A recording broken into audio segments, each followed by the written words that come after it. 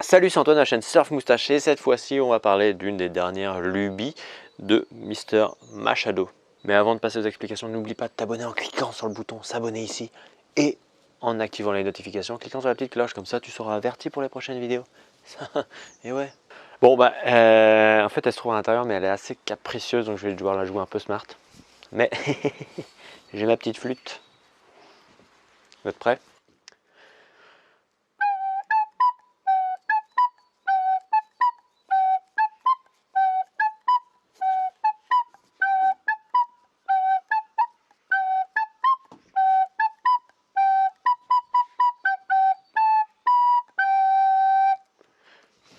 Voilà. Donc la Seaside and Beyond, donc c'est la dernière petite board de Mister Machado. Donc cette planche est faite pour les vagues de 50 cm à 1,50 m. En gros, même si Rob Machado lui la surfe jusqu'à un bon 2 mètres en Indonésie, celle-là, nous on la recommande, enfin je la recommande entre 50 cm et 1,50 m.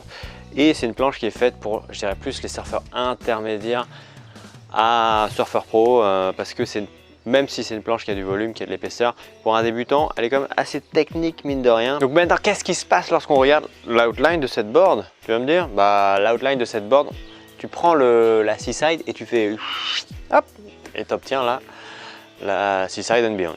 Voilà, donc on va avoir le même nose assez affiné là, tu vois, à l'avant sur cette board, pour vraiment pas accrocher si jamais tu veux surfer dans le creux de la vague.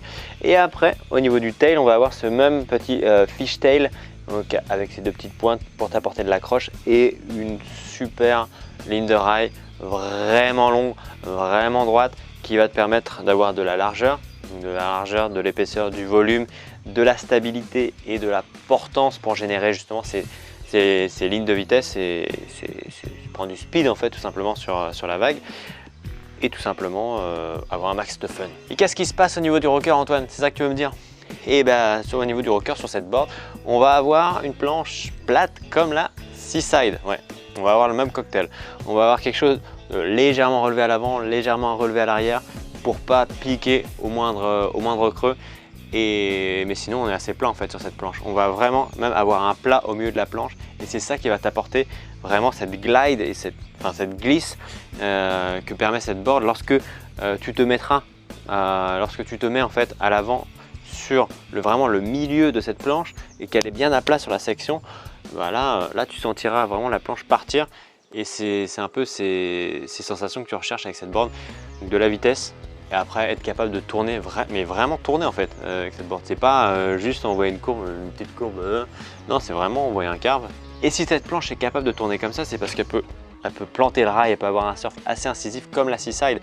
Tu vas avoir des rails vraiment tombants à l'arrière et affûtés, alors que sur le milieu de la planche là, tu vas avoir des rails certes, des rails épais parce qu'on a une planche qui a besoin de volume, une planche qui a besoin de glisse, mais après tu vas avoir une descente de rails et des rails qui vont tomber aussi. Donc, pour garder ce côté performance malgré l'effet que tu aies pas mal de mousse sous les pieds. Du coup c'est une planche, quand ils disent débutant, je ne suis pas certain du terme débutant parce que les rails ne sont pas les plus simples à surfer dans le sens où les rails tombants, donc ils accrocheront plus mais seront aussi un peu plus capricieux dans le sens où si vraiment tu fais tout le temps des fautes de rails, tu auras du mal à diriger cette board parce qu'elle a quand même pas mal de pivots et pas mal elle offre pas mal de précision.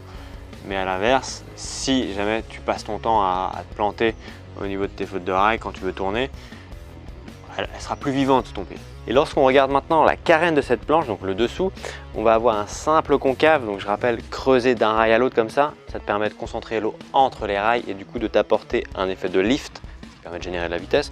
Et donc ce simple concave va commencer ici au niveau du milieu de la... elle va commencer vers l'avant de la planche, mais va s'intensifier ici vers le milieu de la planche et ce qui va te permettre d'avoir vraiment cette glisse parce que ce simple concave il match avec le plat en fait, le plat au niveau du rocker de la planche ici et le simple concave, donc ça va te permettre d'avoir vraiment ces prises de vitesse. Et lorsqu'on arrive sur le tail, tu arrives sur ce double concave, donc creusé de part et d'autre de la latte cette fois-ci, et ce double concave va permettre de splitter le flux d'eau qui vient de l'avant, va se diviser en deux ici et d'avoir cette manœuvrabilité sous pied arrière, donc cet effet bascule d'un rail à l'autre plus simple. Et en fait c'est ça qui va te permettre d'avoir vraiment quelque chose de vivant sous pied arrière. Si on se penche maintenant sur les dérives de cette planche, tu peux voir qu'elle est montée en quad, même si elle peut être surfée aussi en twin.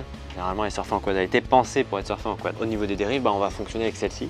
C'est tout simplement les mêmes dérives, donc les quad Machado de la Seaside. Et ces dérives vont en fait avoir une base assez large pour t'apporter de la vitesse, un côté quand même profilé pour avoir de l'accroche, mais en même temps une tenue assez droite qui te permettra d'avoir un bon pivot. Et quand tu mets ces dérives-ci avec le double concave que tu auras sous les pieds, le léger rocker aussi, et puis vraiment ces rails qui sont assez pincés à l'arrière, et ben là tu auras vraiment cette réactivité que tu peux voir dans les vidéos lorsque Rob Machado la surfe. C'est pas une légende. Voilà, c'est la fin de cette vidéo. J'espère que tu en sais maintenant davantage sur la Seaside and Beyond de Mr Machado. Si tu as des questions, direction les commentaires, je me ferai un plaisir, vraiment un plaisir d'y répondre. Et puis en attendant, bon confinement, regarde plein de vidéos de surf moustache et puis you!